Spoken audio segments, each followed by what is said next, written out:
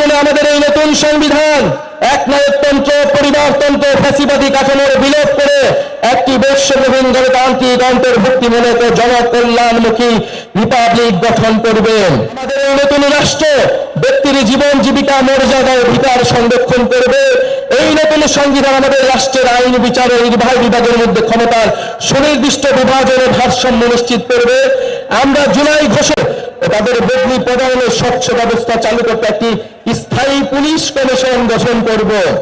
যে কোনো গ্রেফতারের ক্ষেত্রে ওয়ারেন্ট বা সুস্পষ্ট কারণ উল্লেখ করতে হবে। গ্রেফতারকারীর পুলিশের পদবি ও পরিচয় স্পষ্টভাবে জানানো হবে। আমরা চালু করব কমিউনিটি ভিত্তিক পুলিশের এবং মানবাধিকার কেন্দ্রিক প্রশিক্ষণ। সহিংস অপরাধের প্রতি আমাদের থাকবে জিরো টলারেন্স। আমরা র্যাব বিলুপ্ত করব এবং আমরা গোয়েন্দা সংস্থাকে রাজনৈতিক স্বার্থে মানবাধিকার লঙ্ঘনে ব্যবহার বন্ধ করে সুস্পষ্ট আইনি কাঠামো তৈরি করব। আমাদের সপ্তম দাবিটি হচ্ছে গ্রাম পার্লামেন্ট ও স্থানীয় প্রশাসন, স্থানীয় সরকার।